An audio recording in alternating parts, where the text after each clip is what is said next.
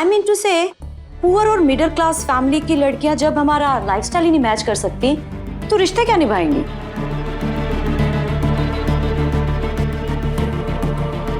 चित्रा दीदी,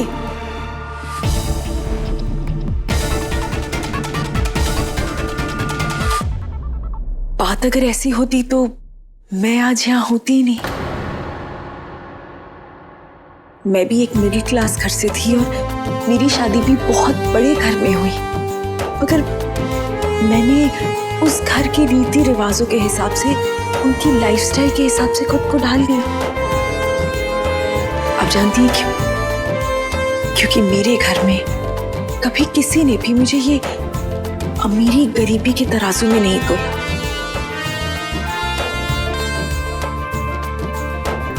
मेरे परिवार ने मुझे घर की बहू ने, घर की बेटी समझा और बहुत प्यार दी। चित्रा,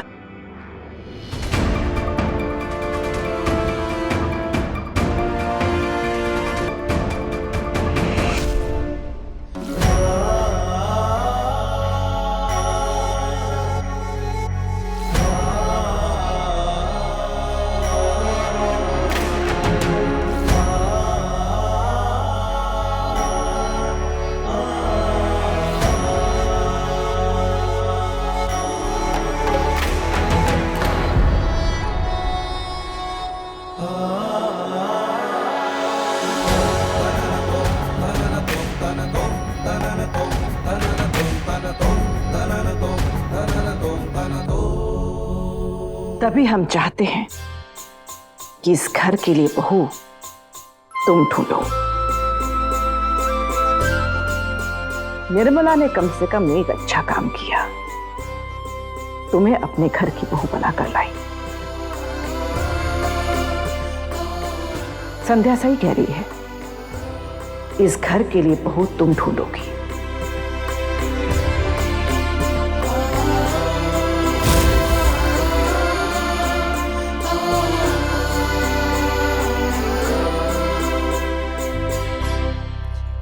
हमें अपने आरव और विवान के लिए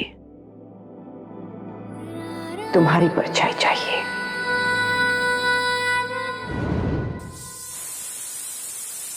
बेटी माँ की परछाई होती है, फिर भी पराई होती है। अब एक आध महीने में तुम दोनों चली जाओगी।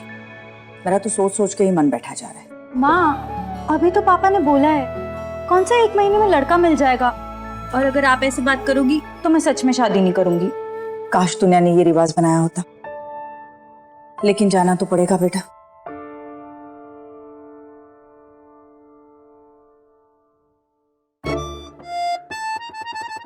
जाएगी तो तू ससुराल, क्योंकि मैं तो बहुत तेजी से जा रही हूँ अपने सपनों को पूरा करने। शादी वादी के चक्कर में मैं नहीं पड़ने वाली। मंडप से भाग गई तो संभाल लेना, ओके? अब तब भी मुझे फंसाओगी? कौन किसको फंसा रहा? कुछ नहीं माँ, वो आज फंसाया ना पापा के सामने, और फिर झूठ बुलवाया मुझसे। माँ, इसकी शादी कराओ। किसी जंगली बिल्ली की तरह गुस्सैल होती जा रही है। हाँ, करवा दो। बिल्ली चली जाएगी तो बलि का बकरा किससे बनाओगी? आज तो मैंने कैसे भी संभाल लिया, कब तक संभालूंगी दी? माँ, कब तक झूठ बोलूंगी बहन के लिए? वो सुन, एक छोटा सा झूठ अपने माँ के लिए भी बोल दे। माँ, आप भी। बस एक बार, उसके बाद फिर कभी नहीं कहूंगी। दरअसल क्या है बेटा कि वो तेरे पापा की और मेरी शादी की सालगिरह है ना, तो मैं चाह रही थी कि उस दिन पापा ऑफिस से थोड़े जल्दी आ जाए। और तू तो बहाने बनाने में बड़ी अच्छी है, मेरी होशियार बेटी छो, है ना? एक बार। माँ, इस प्यारी सी लव स्टोरी के लिए एक क्या, मैं 1000 बार झूठ बोल दूं। सच, कल सुबह कुछ करती हूँ। मैं भी। अच्छा सुन, ये सब मैं कर लूंगी, तू जाकर अपना रियाज कर, कल ऑडिशन है ना। जा, तू रहने दे, मैं कर लूंगी। अम्मा, मैं जा, करती हूँ तू ना, किचन से बाहर जा।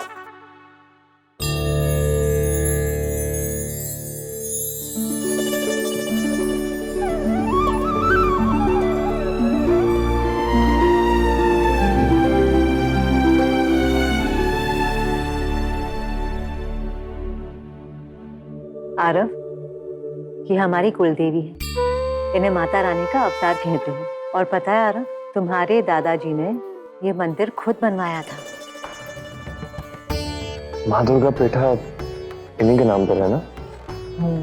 सुना है तुम्हारे दादाजी दुर्गा माँ के बहुत बड़े भक्त थे। लक्ष्मी उन्हें कभी समझ में नहीं आई।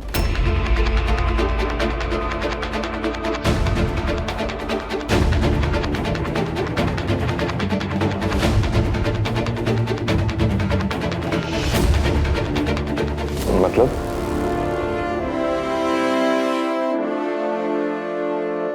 तू ये सब छोड़, घर में आज तेरा पहला दिन है और कल बगीची में समारोह भी है। बहुत से लोग आएंगे तुझसे मिलने के लिए। जा आराम कर। आरव, बहुत खुशी हो रही है तुम्हें यहाँ देखकर आज, और इस बात की तसल्ली भी हो रही है कि तुम 8 साल विदेश में रहे फिर भी अपनी माँ की सीख नहीं भूले। माँ की सीख कोई बेटा भूल सकता है क्या? कुछ नहीं भूला, ना आपकी बातें, ना आपकी सीख, ना आपकी प्यारी सी हंसी। मेरे लिए आपकी फिक्र कुछ नहीं भूला। तेरी इस फिक्र के चक्कर में तेरी माँ पिछले 8 साल से ठीक से सोई नहीं है। अरे जानता हूँ बाबा, क्योंकि उन्हीं 8 सालों में हर रात को मेरे सपनों में आकर मुझे यहाँ बुलाती थी और मुझे वराने नहीं दिया। देखा, मुझे वापस आना ही पड़ा। हो गया आप दोनों का। अब जाओ सो जाओ, सवेरे जल्दी उठना है।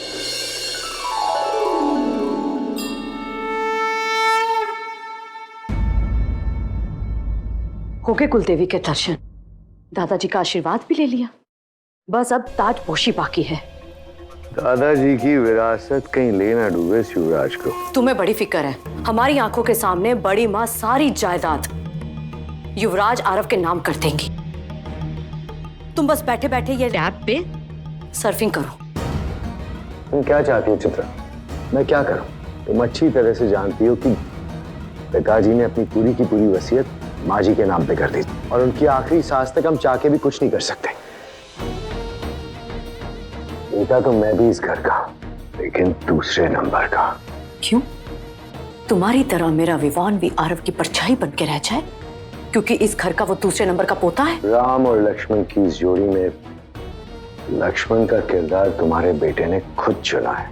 मेरा बेटा लक्ष्मण नहीं भरत है, और अगर भरत को ओसवाल परिवार की राजगद्दी संभालनी है तो राम को तो बनवास भेजना पड़ेगा।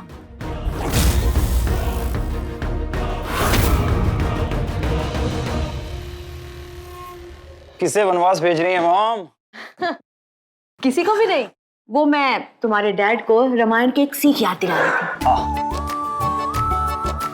खैर ये सब कुछ छोड़ो, मुझे ये बताओ कि शादी के बारे में क्या ख्याल है? ऐसा मत कीजिए मॉम, इस उम्र में डैड कहाँ जाएंगे? लास वेगस बेटा, बुढ़ापे में भी जिंदगी को वर्थ इट बनाना चाहिए, व्यर्थ नहीं। Good morning pops. और मॉम, जब से आगरा आया हूँ यहाँ का पानी तो मुझे जम नहीं रहा, लड़कियां कहाँ जमेंगी? बस शुरू हो गया आते ही आगरा के बारे में हाय हाय करना। खेलना बंद कर, कुछ छूट जाएगा।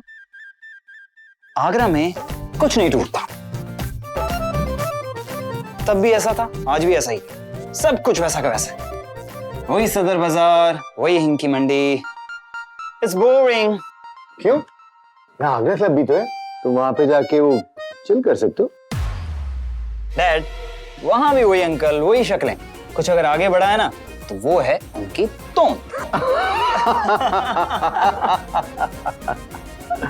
आगरा शहर नहीं है, रिटायरमेंट होम है। जगह भी पुरानी, लोगों की सोच भी पुरानी। विवान, ऐसा नहीं बोलते। यहाँ पे हमारी विवान, मेरी बात सुन रहा है तो? हाँ सुन रहा हूँ मॉम।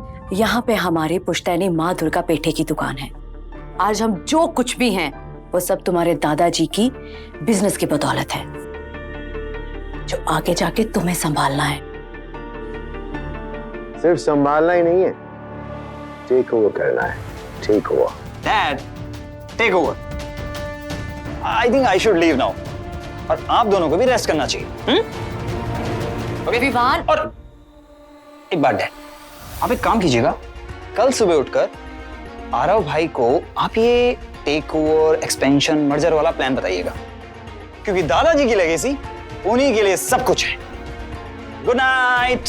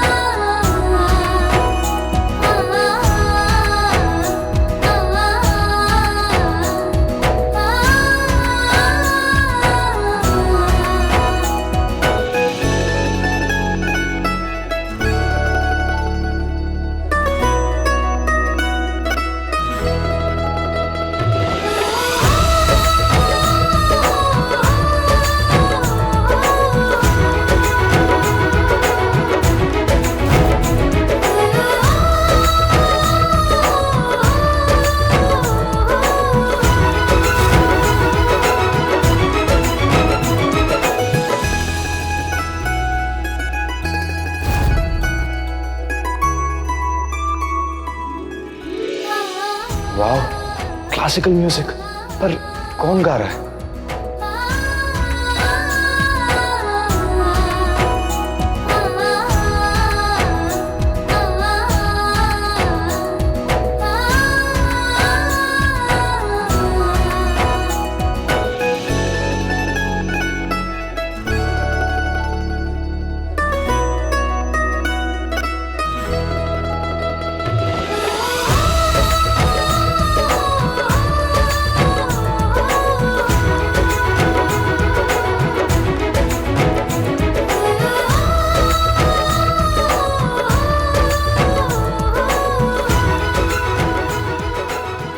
अरे यार अफसर, इतनी रात के बाहर?